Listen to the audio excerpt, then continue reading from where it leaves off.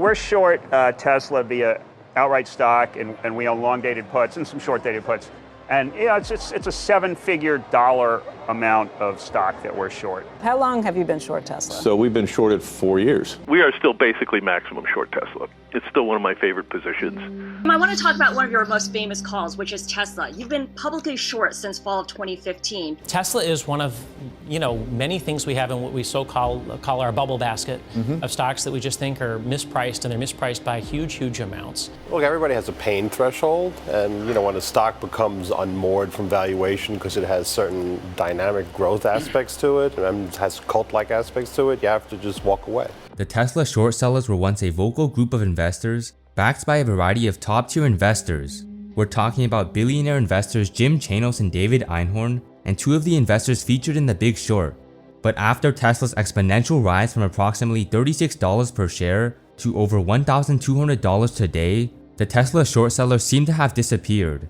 The years of chaos between the short sellers and Elon Musk was the longest and most unprofitable short in history. So what happened to the short sellers, and where are they today?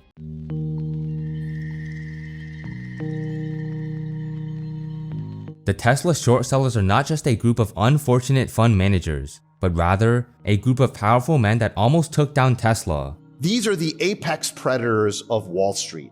They are in the business of shorting companies to destroy them. I mean, that is their business model. And they are not academic traders, who are just speculating on outcome.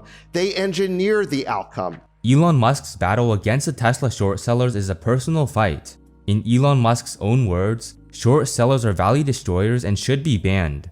With that being said, we have to talk about the most notorious short seller of them all, which is David Einhorn. Einhorn first started shorting Tesla stock in 2016, where he called Musk a promotional CEO. David Einhorn's assets under management, or AUM in short form, was over $15 billion in the start of 2016. That is obviously a large amount, and for a great reason. Einhorn had a phenomenal track record, as he had a history of generating above average returns. Unbeknownst to Einhorn, the start of his Tesla short marks the end of his career. In 2019, Einhorn presented his brilliant idea at CNBC's Sohn conference. Tesla was going to fail. He thought Elon Musk was going to make a mistake, and made it clear from his slideshow of quotes from Musk. Napoleon once said, "Never interrupt your enemy when he's making a mistake." So I won't. Just watch the screen. That's a lot of horse shit. A few months after that, Einhorn accused Musk of significant fraud. Elon Musk had enough of it and proceeded to fire back at Einhorn. Elon even went as far as to call him Mr. Unicorn. His letter said, "Dear Mr. Unicorn, fabulous name by the way. We read your Greenlight Capital Q3 2019 investor letter in which you make numerous false allegations against Tesla. It is understandable that you wish to save face with your investors, given the losses you suffered from Tesla's successful third quarter, especially since you've had several down years in performance and a sharp drop in assets under management from $15 billion to $5 billion. You have our sympathies." Musk further explains Tesla's recent developments, and then offered a tour of Tesla's facilities and short shorts. He then ended the letter by saying, "Regards, Elon Musk." Following Tesla's exponential rise, Einhorn admitted that his Tesla short position was his biggest loser in 2020. Tesla stock increased by roughly 8 times in value in 2020, and it clearly harmed Einhorn's fund in a detrimental manner. 4 months after that, he called out Elon Musk and Chamath Palihapitiya for throwing quote-unquote jet fuel on the rise of GameStop. As if it couldn't get worse, Tesla's recent move upwards likely marks the end of Einhorn's career. Einhorn's assets under management have dropped all the way down to $1.5 billion in the latest SEC filing, and is likely much lower right now. Keep in mind that he started with $15 billion in 2016, so his current AUM is only 1/10 of what he started with when he first shorted Tesla. Another one of the most renowned short sellers of Tesla is a hedge fund manager named Jim Chanos.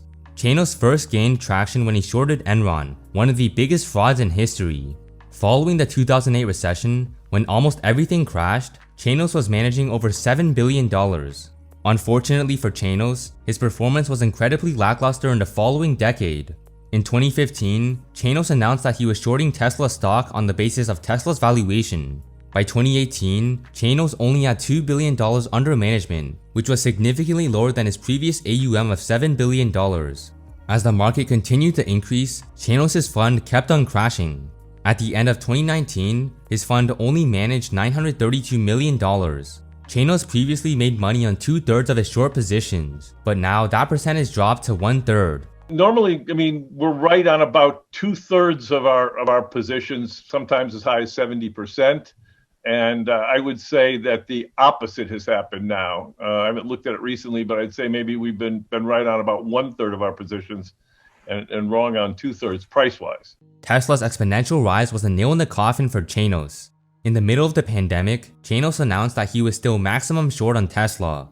Tesla stock was down at the time, but we all know how that panned out in the end. We are still basically maximum short Tesla. It's still one of my favorite positions. Chanos' bold claim did not end well. Tesla stock proceeded to rise by almost 5 times in value by the end of 2020.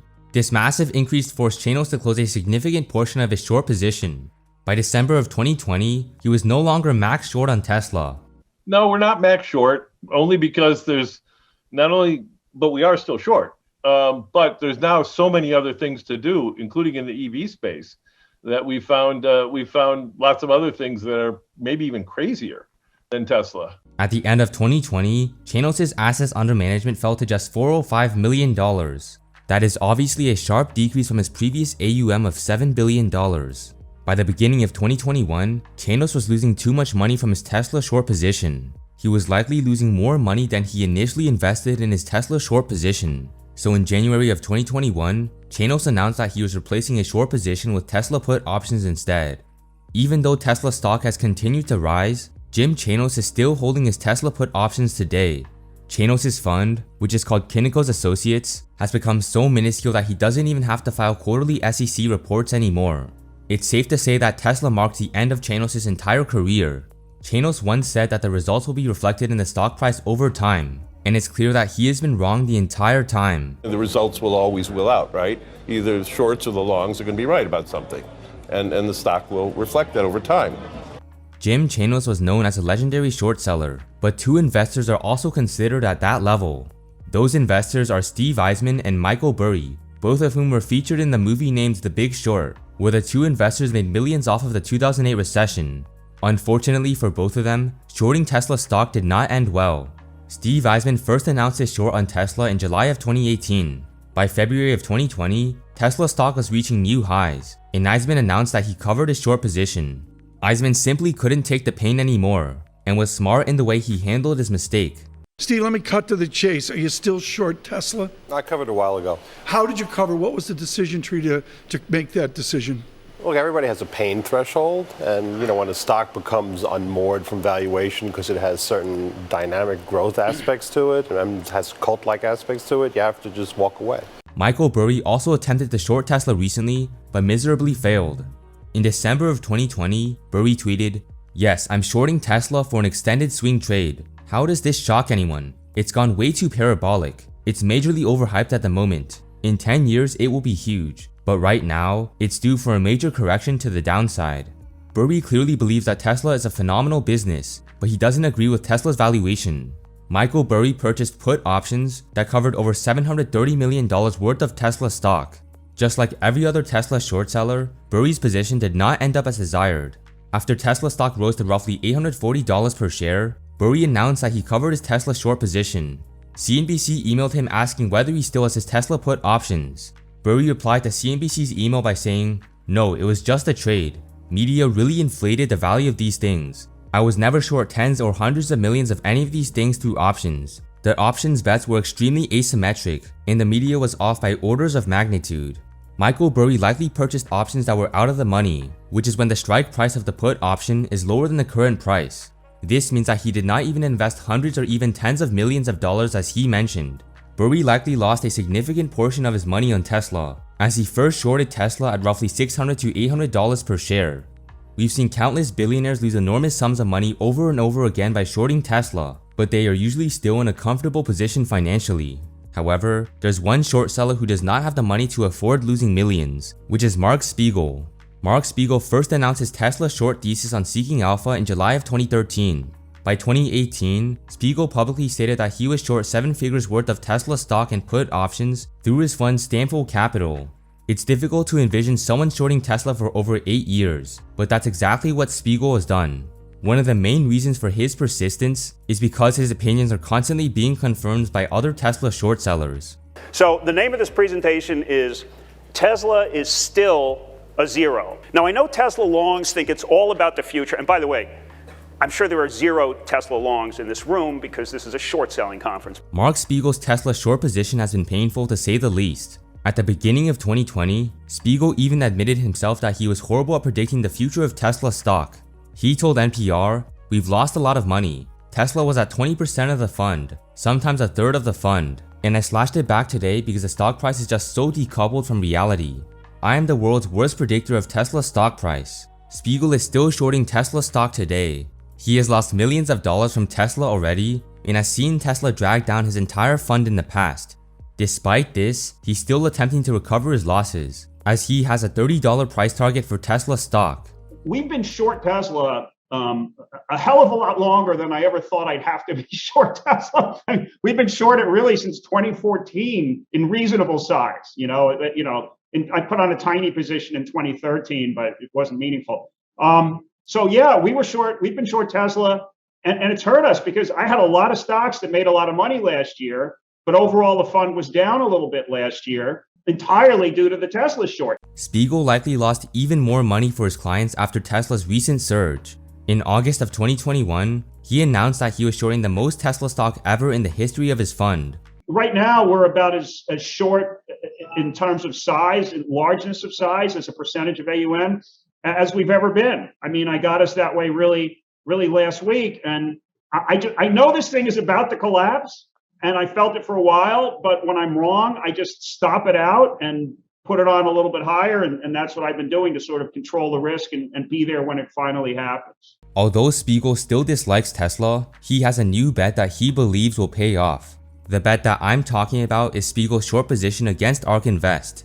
I just look at ARK as sort of the poster child for this bubble market. And it's just the easiest for me, sort of one-stop shorting for, last I looked, 49 bubble stocks. And rather than getting involved with each one and putting on a 1 or 2% position on each one, I just put on a large ARK position.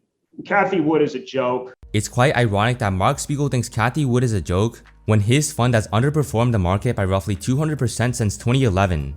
Even if Cathie stocks are in a bubble, it's difficult for someone in Spiegel's position to look down on any other fund manager. If Tesla stock continues to remain at its current levels or surge to new highs, it's safe to say that Spiegel will be out of business soon. The last short seller in this video cannot even be called a short seller because he likely doesn't have skin in the game.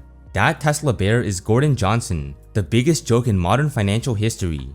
The following clip shows who Gordon is in a nutshell.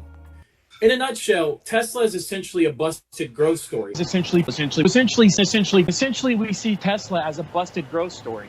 Essentially,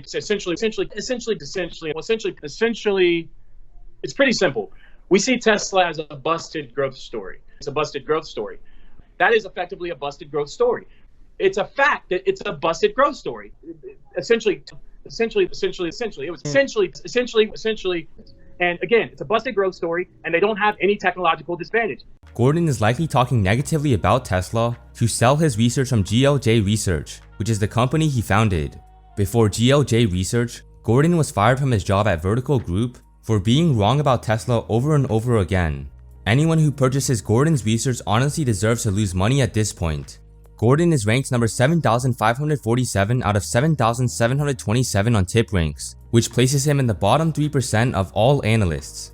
That being said, Elon Musk and Tesla's team have taken down many fund managers. Billionaires like Chanos and Einhorn have had their entire careers destroyed by shorting Tesla. Even the two legends from The Big Short, Steve Eisman and Michael Burry, failed to profitably short Tesla stock. Regardless of what you think about Tesla's valuation, shorting Tesla stock is a horrendous move to make. That's exactly what some users on Wall Street Bets are doing, which doesn't come as a surprise at all. Let me know what you think about the Tesla short sellers. Are they going to bounce back from their losses? If you enjoyed this video, please hit the like button and subscribe, and I'll see you in the next one.